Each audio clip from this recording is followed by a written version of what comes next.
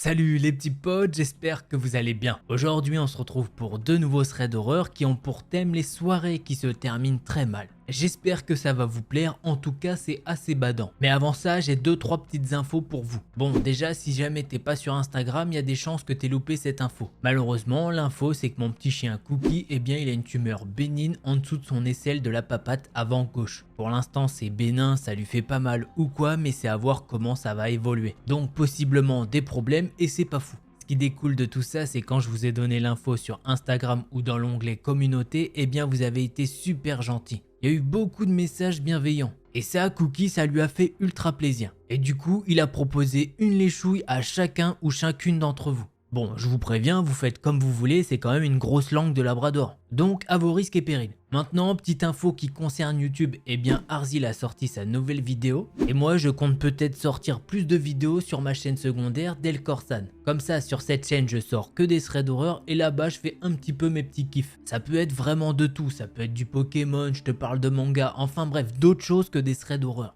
Ok, c'est noté, et tu sais quoi, on va pas perdre plus de temps, donc tu connais petit pouce bleu et abonnement. Allez, prends-toi une petite boisson rafraîchissante et c'est parti. L'histoire que je vais vous raconter, c'est celle d'Amanda. C'est une jeune fille américaine de 19 ans et qui vit dans un appartement avec deux colocataires, Matt et Lisa, qui en plus de ça sont en couple.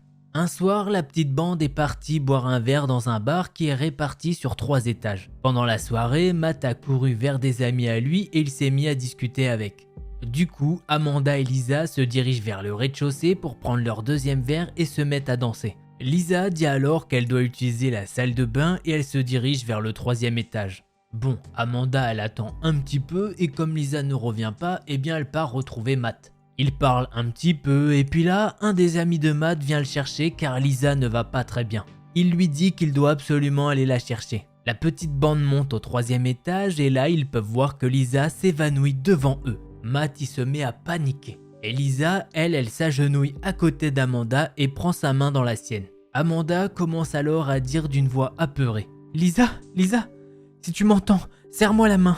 Et à sa grande surprise, Lisa va resserrer sa main autour de la sienne. Ce qui fait qu'elle n'est pas inconsciente mais dans un état plutôt bizarre. Quelque temps après, une ambulance arrive et examine Lisa. Sauf que Lisa dit qu'elle en a marre et elle insiste sur le fait qu'elle veut pas passer un samedi soir aux urgences. Elle leur dit qu'elle peut rentrer tranquille à la maison avec Matt et Amanda. Même s'il faut bien se le dire, en fait c'est plutôt Matt qui la porte sur son dos. Les 3 jeunes commencent alors à rentrer chez eux. À ce stade-là, Matt est sérieusement grincheux puisqu'il trouve que c'est n'importe quoi. Ils ne sont sortis que 2 heures. Il se met même à demander à Lisa si elle aurait pas pris quelque chose en cachette. Pendant ce temps-là, Amanda elle laisse le petit couple marcher un petit peu plus loin devant. Elle est vraiment perdue dans ses pensées. Elle se sent mal à l'aise. Elle se demande vraiment qu'est-ce que c'était que cette soirée nulle à chier. Quand soudain, 2 gars sont sortis de nulle part. Les 2 gars se mettent à marcher derrière elle. L'un d'eux passe son bras autour de ses épaules et il se met à la tirer vers un buisson.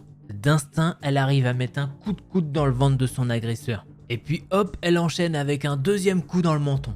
Apparemment, le gars ne s'attendait pas à ça et il l'a lâché. Il s'est alors mis à crier: Putain, mais t'es vraiment une salope toi! Il se met alors à lui siffler dessus et il revient vers elle en courant. Le truc, c'est qu'Amanda est vraiment énervée maintenant. Tout dans cette soirée l'énerve. Elle est réellement prête à se battre.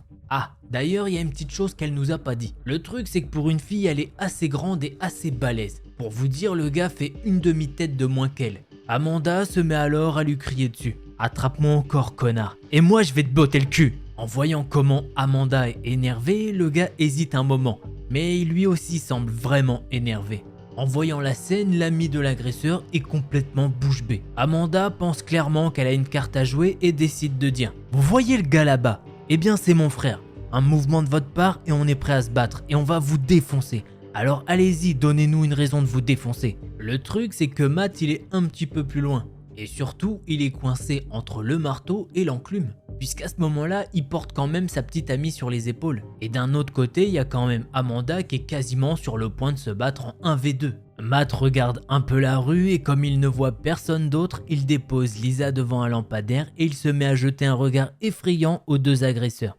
Et comme Matt est encore plus grand qu'Amanda, ça fait bien flipper les 2 agresseurs. Les 2 gars vont alors les insulter comme jamais et ils se mettent à s'enfuir. Amanda et Matt reviennent en direction de Lisa qui, elle, n'a strictement rien capté. Elle est totalement dans le coltard. Le groupe de jeunes rentre alors à l'appartement et ils vont se coucher. Et voilà, c'est ainsi que se termine cette histoire. Alors le petit truc qu'on pourrait se demander, si c'est pas ces gars qui ont réussi à mettre quelque chose dans le verre de Lisa. Et en vrai, ils voulaient suivre les deux filles et effectivement faire ce genre de choses. Puisqu'à la base, pendant la soirée, Matt il était pas avec eux. Donc il savait pas forcément que les deux filles étaient accompagnées d'un grand homme. En tout cas, tout se passe bien, Amanda elle s'est pas laissé faire, elle lui a même mis une dérouillée. Donc c'est plutôt cool. Allez, passons maintenant au second thread d'horreur.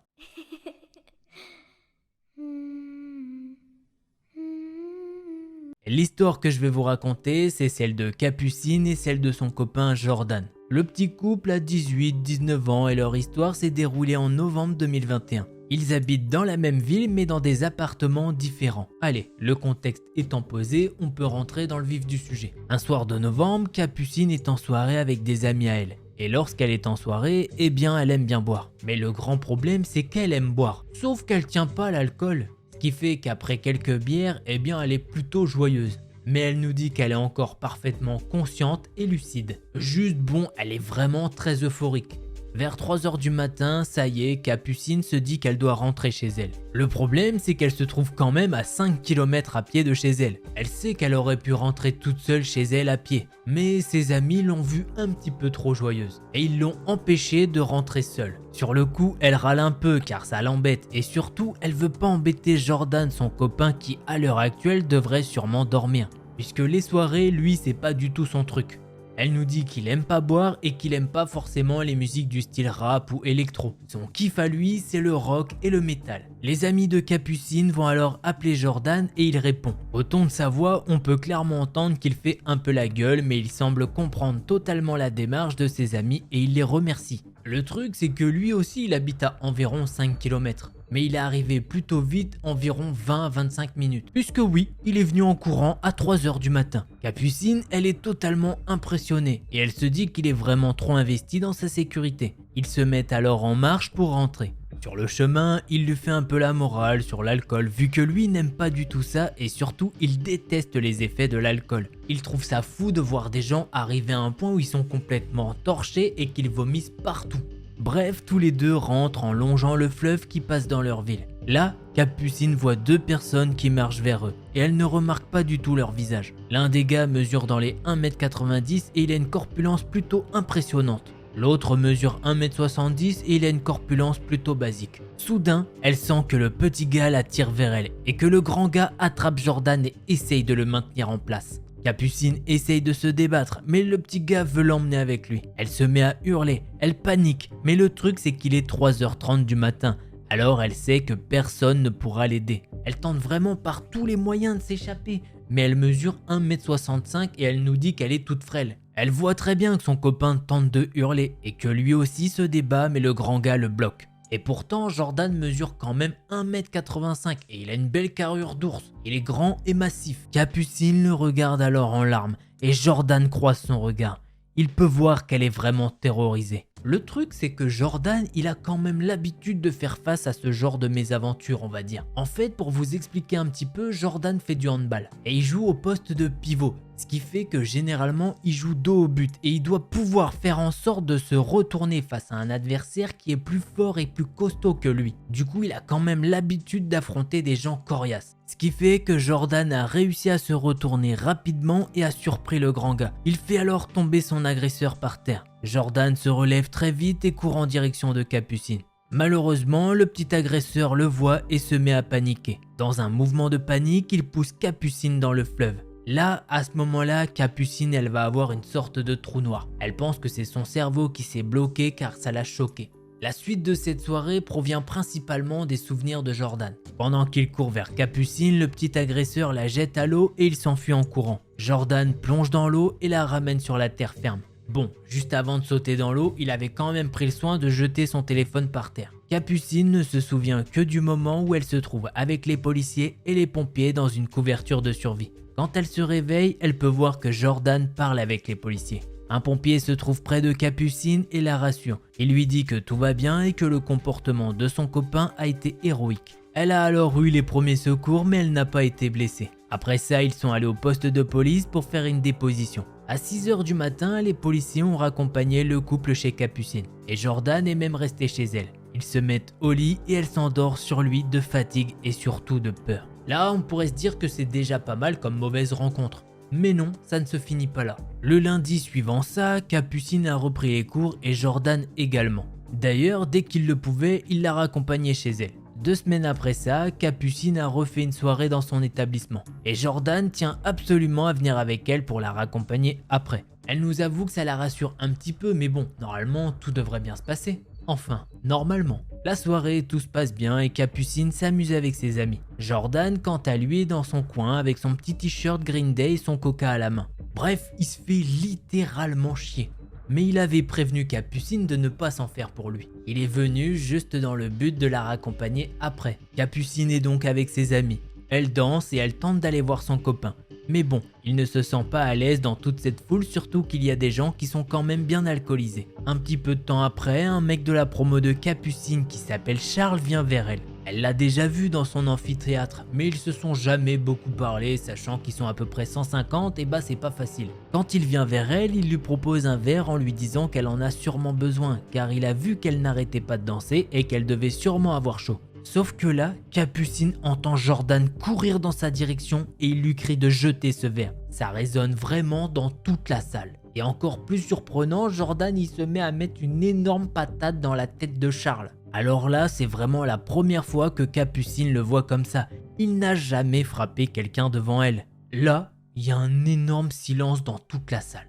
Après ça, il y a quelques gars qui attrapent Jordan et qui le plaquent au sol. D'autres prennent Charles à part et l'emmènent dehors. Jordan hurle alors que ce gars a mis un truc dans le verre de Capucine.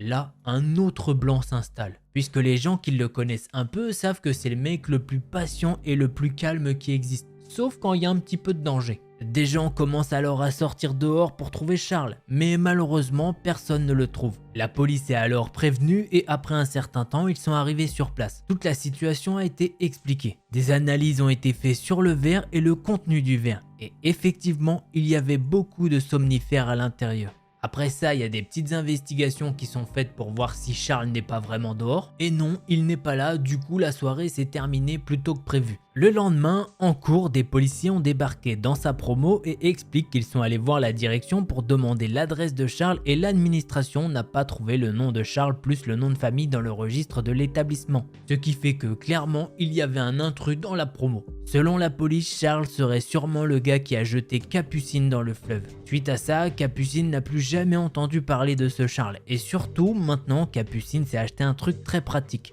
Apparemment, c'est un couvercle que tu mets sur ton verre, comme ça tu bois que ce que tu mets dans ton verre. Ce qui est sûr, c'est que c'est complètement fou comme histoire. Histoire en 2 temps en plus. Surtout avec ce petit rebondissement qui est sympa. Alors attention, pas à vivre ça j'imagine. Bon, en tout cas les petits potes, j'espère que vous avez apprécié ces 2 histoires. Si c'est le cas, vous connaissez le petit pouce bleu. Et si jamais t'étais pas abonné, j'espère que ça t'a convaincu pour le faire. Allez, n'hésite pas à venir sur Instagram et si jamais tu veux plus de vidéos, je t'invite à aller voir une de ces 2 là. Allez, en attendant la prochaine vidéo, portez-vous bien, tchuss les petits potes.